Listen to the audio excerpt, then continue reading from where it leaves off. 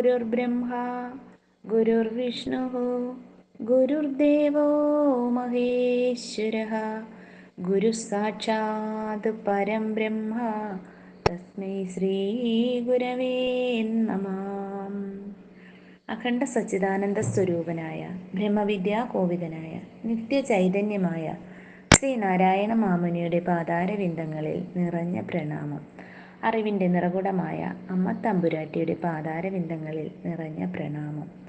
ശ്രീ ഗുരുവും ശ്രീ ശാരദയും എന്ന നമ്മുടെ കുടുംബത്തിലെ മുഖ്യ ആചാര്യൻ മനോജ് ശാസ്ത്രി അവറുകൾ, ആചാര്യ സുലേഖ ഷാജിമാം, നമ്മുടെ കൂട്ടായ്മയുടെ മുഖ്യ സാരഥി അനിൽജി, മറ്റ് അഡ്മിൻ പാനൽ അംഗങ്ങൾ, ഗ്രൂപ്പിലെ സുഹൃത്തുക്കളും ജിജ്ഞാസുക്കളും സ്നേഹനിധികളുമായ എല്ലാ ആത്മസഹോദരങ്ങൾക്കും കുഞ്ഞുമക്കൾക്കും എൻ്റെ വിനീതമായ നമസ്കാരം. നമ്മുടെ കുടുംബത്തിൽ നടന്നുകൊണ്ടിരിക്കുന്ന ആത്മോപദേശ ശതകം മഹായജ്ഞാചരണത്തിൻ്റെ ഭാഗമായി ഭഗവാന്റെ കൃപയാൽ എനിക്കിവിടെ മനനത്തിനായി കിട്ടിയിരിക്കുന്നത് ആത്മോപദേശ ശതകത്തിലെ 81, 82 മന്ത്രങ്ങളാണ്. ശ്രീനാരായണ തൃപ്പാദങ്ങളുടെ ദാർശനിക രചനകളിൽ ഏറ്റവും ശ്രേഷ്ഠമാണ് ആത്മോപദേശ ശതകം. വേദാന്തം കടഞ്ഞെടുത്ത അമൃതബിന്ദുക്കളാണ് ഇതിലെ ഓരോ മന്ത്രവും.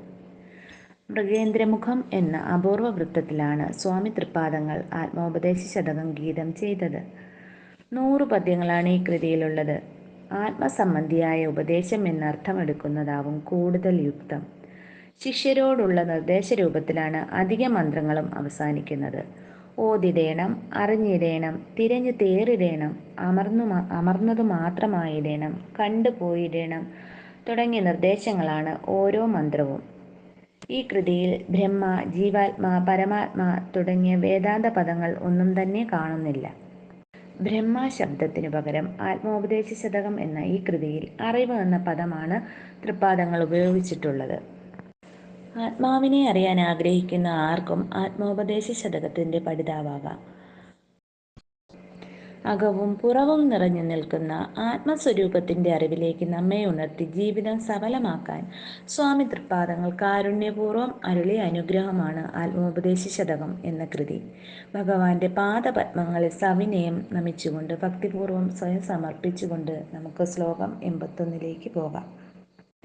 പ്രകൃതി പിരിഞ്ഞൊരു കൂറു ഭോക്തൃരൂപം സകലവുമായി വെളിയെ സമുല്ലസിക്കും ഇഹ പരമാം ഒരു കൂർ ഇതെന്തയാലേ വികസിതമാം ഇത് ഭോഗ്യ വിശ്വമാകും.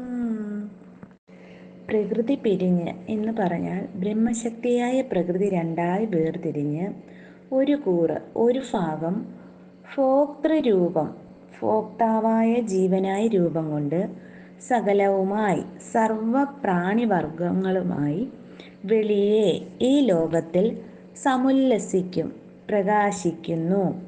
ഒരു കൂറ് എന്ന് പറഞ്ഞാൽ മറ്റൊരു ഭാഗം ഇതെന്തയാലേ ഇത് എന്ന അനുഭവം ഉളവാക്കിക്കൊണ്ട് വികസിതമാം വികാസം പ്രാപിക്കും. ഇത് ഇങ്ങനെ വികസിക്കുന്നത് ഇഹപരമാം ഇഹലോക പരലോക രൂപത്തിൽ ഭോഗ്യവിശ്വമാകും, ഭോക്താവായ ജീവൻ അനുഭവിക്കുവാനുള്ള ലോകമായി പ്രകടമാകുന്നു. 81 ശ്ലോകത്തിൻ്റെ പൂർണ്ണമായ അർത്ഥം: ഈ ലോകത്ത് ആത്മാവിൽ നിഹിതമായിരിക്കുന്ന പ്രകൃതി ശക്തി സ്വയം പിരിഞ്ഞ് ഒരു ഭാഗത്ത് അകന്ത രൂപത്തിൽ സകല തരത്തിലുള്ള ഭോക്താക്കളുമായി ബാഹ്യലോകത്ത് പ്രകാശിക്കുന്നു. മറുഭാഗം ഇതെന്തയാൽ വികസിച്ച് സകല ഭോഗ്യങ്ങളുടെയും രൂപത്തിൽ പ്രതീതമാകുന്നു എന്നതാണ് ഭഗവാൻ സൂചിപ്പിക്കുന്നത്. ഇനി നമുക്ക് 82 ശ്ലോകത്തിലേക്ക് പോകാം. അരണി കടഞ്ഞെരുമഗ്നി പോലെ ആരായ്വകരിലിരുന്നതിരറ്റെഴും വിവേകം പരമചിദംബരമാർന്ന ഭാനുവായി നിന്നെരിയുമതിന്നിരയായിടുന്നു സർവം. അരണി കടഞ്ഞെഴും എന്ന് പറഞ്ഞാൽ തടിക്കഷണങ്ങൾ കൂട്ടിയുരച്ചുണ്ടാകുന്ന അഗ്നി പോലെ, തീ എന്ന പോലെ ആരായ്വരിലിരുന്ന് ധ്യാനം മനനങ്ങളിലൂടെ സത്യത്തെ തിരയുന്നവരുടെ ഉള്ളിലിരുന്ന് അതിരറ്റഴും വിവേകം, അതിരില്ലാത്ത ജ്ഞാനാഗ്നി, പരമചിദംബരമാർന്ന എന്ന് പറഞ്ഞാൽ എങ്ങും നിറഞ്ഞു വിലസുന്ന ബോധാകാശത്തിലുദിച്ച ഭാനുവായി സൂര്യനായി നിന്നെരിയും പ്രകാശിക്കും. അതിന് ആ ജ്ഞാനാഗ്നിക്ക് സർവം ഇരയായിടുന്നു എന്ന് പറഞ്ഞാൽ ദൃശ്യപ്രപഞ്ചം മുഴുവൻ ഭക്ഷണമായി ഭവിക്കുന്നു. അരണി കടഞ്ഞ് അഗ്നി ഉണ്ടാകുന്നു. ആ അഗ്നിയിൽ ആ തടിക്കഷണം എരിഞ്ഞു തീരുകയും ചെയ്യുന്നു. ഒരേ സമയം തന്നെ ഭോക്താവായും ഭോഗ്യമായും ഇത് മാറുന്നു. അതുപോലെ ധ്യാനമനനങ്ങളാൽ വിവേകിയുടെ മനസ്സ് ഘർഷണത്തിന് വിധേയമാകണം. അപ്പോൾ ലഭിക്കുന്ന ആത്മപ്രകാശം സൂര്യനെപ്പോലെ ആത്മാവിൻ്റെ ആകാശത്തിൽ പ്രകാശിക്കും. ഈ പ്രകാശം ജ്ഞാനസൂര്യനിൽ നിന്നും ലഭിക്കുന്നതാണ്. ആത്മോപദേശ ശതകത്തിൽ ആരംഭം മുതൽ അറിവ് എന്ന ദിവ്യപ്രകാശത്തെ ഗുരു ബ്രഹ്മസ്ഥാനത്ത് കാണുന്നു.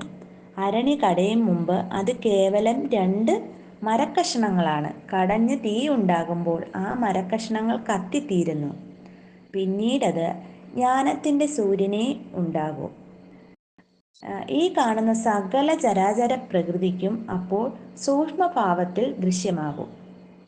ശ്ലോകം 81, 82 നമുക്ക് ഒന്നും കൂടെ നോക്കാം. പ്രകൃതി പിരിഞ്ഞൊരു കൂറു ഭോക്തൃരൂപം സകലവുമായി വെളിയെ സമുല്ലസിക്കും. ഇഹ പരമാം ഒരു കൂറിതെന്തയാലേ വികസിതമാമിതു ഭോഗ്യ വിശ്വമാകും. അരണി കടഞ്ഞെരുമഗ്നി പോലെ ആരായ്വരിലിരുന്നതിരറ്റെഴും വിവേകം പരമചിദംബരമാർന്ന ഭാനുവായി നിന്നെരിയും അതിന് ഇരയായിടുന്നു സർവം. എന്നിൽ നിന്നും വന്ന ഓരോ അക്ഷരമലരുകളും ഭഗവാൻ ശ്രീനാരായണ പരമഹംസദേവന്റെ പാതാരവിന്ദങ്ങളിലും ശാരദാംബയുടെ പാതാരവിന്ദങ്ങളിലും അർച്ചനാകുസുമങ്ങളായി സമർപ്പിച്ചുകൊണ്ട് നിർത്തുന്നു. എന്നെ ശ്രവിച്ച എല്ലാ ആത്മസഹോദരങ്ങൾക്കും നന്ദി, നമസ്കാരം.